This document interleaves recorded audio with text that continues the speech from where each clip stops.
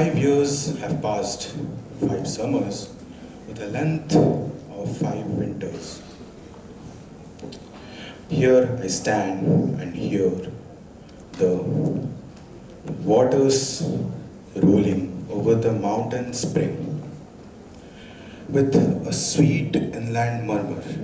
So, poetry, just like life, is a journey through emotions, thoughts, creativity, and memories. Just like in the poem I recited now, Wordsworth revisited the old blank bank of the river Wee in his poem Tinton Abbey. He, like that only, we humans also return to an old time, an old memory, like the summer day, or a quiet introspection of the winter's evening. Poetry is just like that, recapturing memories, the thoughts we perceive, and transform them into something timeless, something immortal that lives forever. Poetry is not just the lines, the words, or only the rhythms or rhymes. It's just the experience of humans that are collected together in a form of simple lines. Poetry is that. Emotion is filled in poem. Now, let's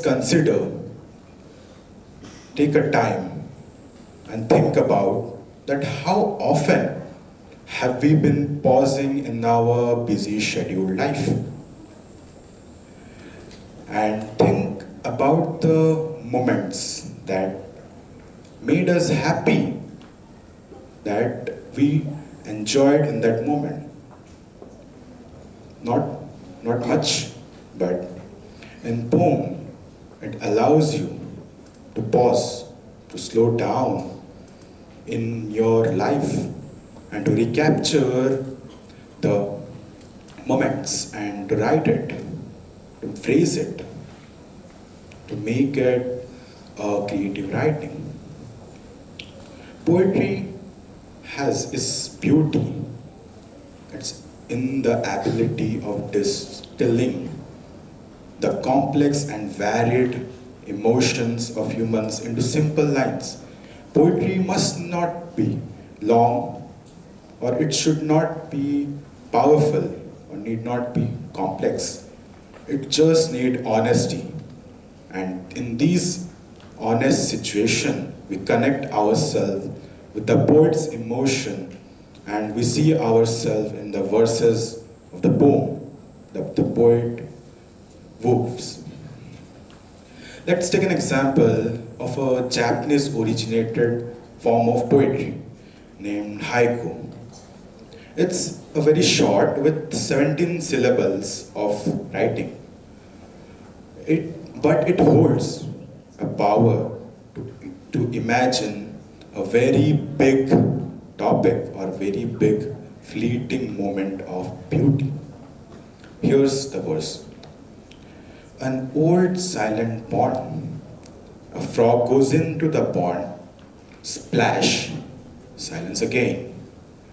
Here in these 3 lines by Matuso Bosho, written centuries ago, also still resonates today.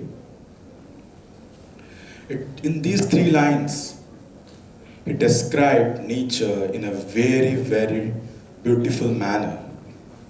It captured the tranquility of nature and the sturdiness change and the return of the silence, just what it is. Now, for my own experience with poetry, I have wondered that often I am a wanderer, moving hither and thither in my thoughts and emotions, playing with my words and making it as very riddleizing it. Here's a piece of my own writing that proves that wandering, and there are many possibilities and endless opportunities that lie ahead. I am a wanderer, lost in the inmost prayer, yet ahead lies a future that I don't have any course, but I am suspended in the memories and the thoughts force. In these 4 lines, I have explained the fluidity of life and its thoughts. Everybody here is a traveler in their own mind, own realm. They travel through the thoughts, to the emotions and think. Just like that, everybody here is a wanderer, you're an artist that shapes their own future with every decision, every thought, every emotion that taken. Now, just think a time where you read a poem, or just even you didn't read a poem, just a phrase that resonated within you, that resonated you so much deeply that you can connect your own emotion with that poet also. And that's just what poem means. It's a form of transferring emotions within you and with the poet, and the words that connect with the emotion. It's all the play of emotion and feeling. Now, from being personal experience, from out of the personal experience, poem also has its own significance in the society. There are many places where poem has been used as the voice for the voiceless, a mean of perseverance, for preserving culture and history.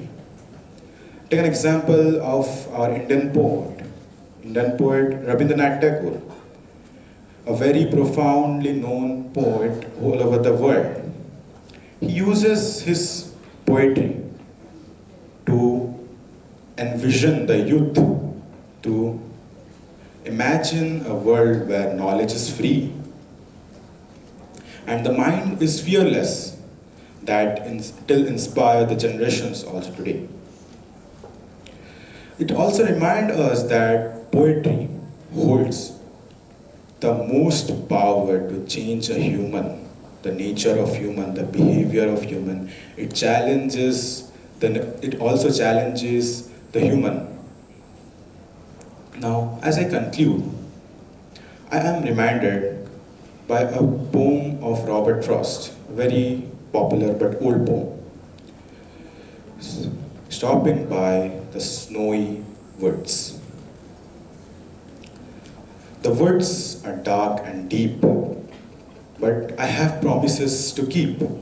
The woods are dark and deep, but I have promises to keep. Miles to go, miles to see before I sleep. Miles to go, miles to see before I sleep.